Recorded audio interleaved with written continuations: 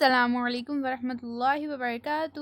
بچوں، آج ہم پڑھیں گے مضمون ماحول کا مطالعہ، سبق نمبر 5 گھر گھر پانی۔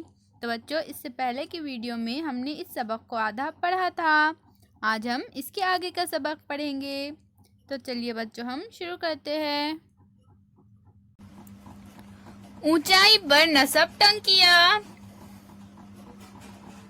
تو بچوں، جو ٹنکیاں اس طرح سے اونچائی پر ہوتی ہے، آج ہم ان ٹنکیوں کے بارے میں پڑھیں گے۔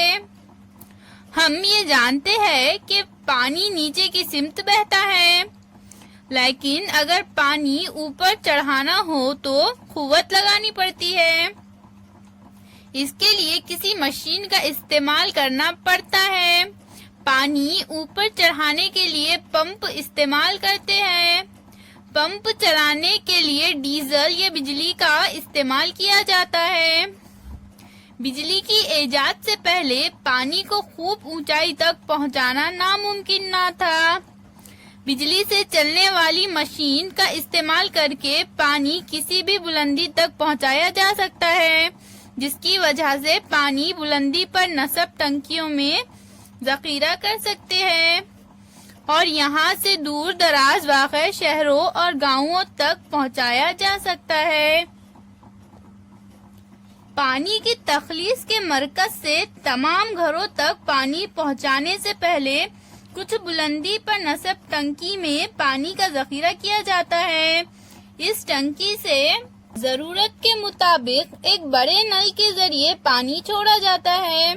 بلندی پر نصب ٹنکی کے نل سے کئی شاخیں نکلتی ہیں۔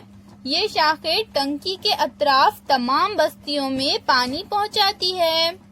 بستی میں پہنچنے کے بعد ہر شاخ سے ہر تھوڑے فاصلے پر مزید شاخیں نکلتی ہے اور گھر گھر پانی پہنچتا ہے۔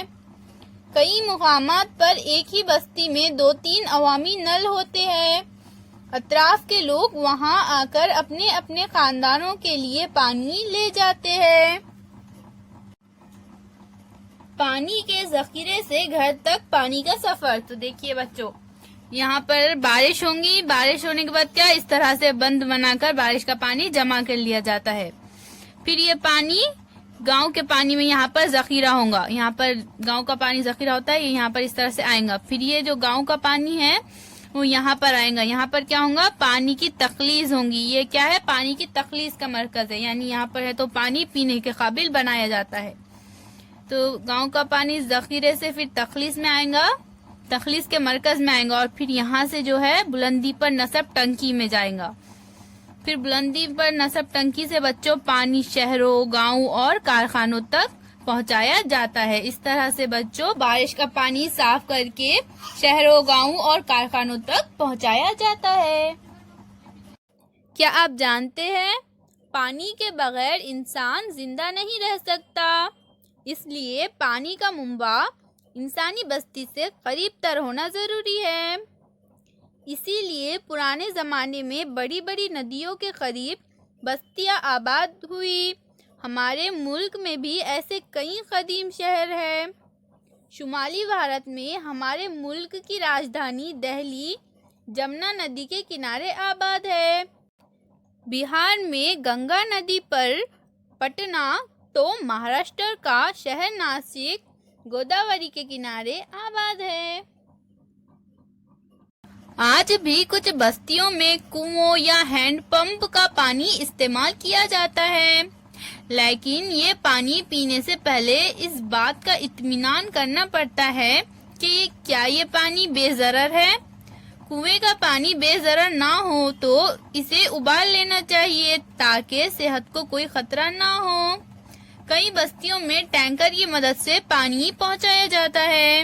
اس طرح سے بچوں ٹینکر کی مدد سے بھی کئی جگہوں پر پانی پہنچایا جاتا ہے، یا پھر اس طرح سے کنووں کی مدد سے بھی لوگ پانی نکالتے ہیں اور اس کا استعمال کرتے ہیں۔ پانی کو خالص بنانے اور اسے بلندی پر نصب ٹنکی تک چڑھانے کے لیے کئی لوگ مسلسل کام کرتے رہتے ہیں۔ وہاں کی مشینوں کو چلانے کے لیے بجلی یا ڈیزل کا استعمال کیا جاتا ہے۔ اس پر خرچ بہت زیادہ آتا ہے، اسی لیے صاف پانی ایک قیمتی شے ہے۔ ہم جس طرح اپنی قیمتی اشیاء کی حفاظت کرتے ہیں، پانی کا بھی اسی طرح خیال رکھنا ضروری ہے۔ نل سے بھر کر رکھے ہوئے پانی کو ضائع نہ ہونے دے اور خراب بھی نہ کرے۔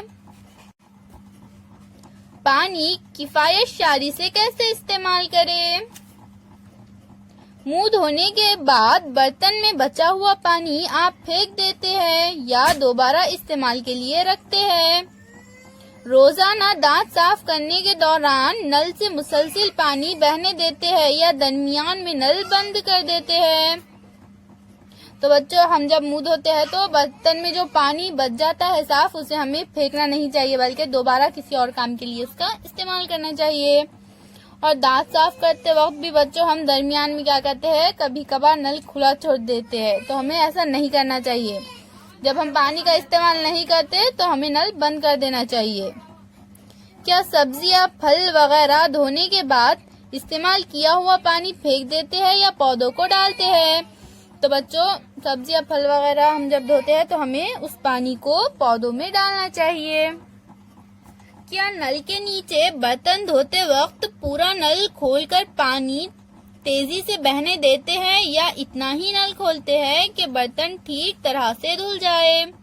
تو بچوں، ہمیں برتن دھوتے وقت بھی پانی ضائع نہیں کرنا چاہیے، اتنا ہی نل کھولنا چاہیے جتنے میں ہمارے برتن اچھے طریقے سے دھل جائے۔ ہم نے کیا سیکھا؟ ہمیں پانی کی مسلسل ضرورت رہتی ہے، اس لیے گھر میں پانی ذخیرہ کر کے رکھتے ہیں۔ پانی ذخیرہ کرنے کے لیے استعمال ہونے والے برتنوں کو ڈھکن اور ٹوٹیاں لگی ہو تو پانی صاف رہتا ہے اور استعمال میں آسانی ہوتی ہے۔ پینے کا پانی بے ضرر نہ ہو تو بیماریاں ہو سکتی ہے، اس لیے پینے کے پانی کے لیے احتیاط برتنا چاہیے۔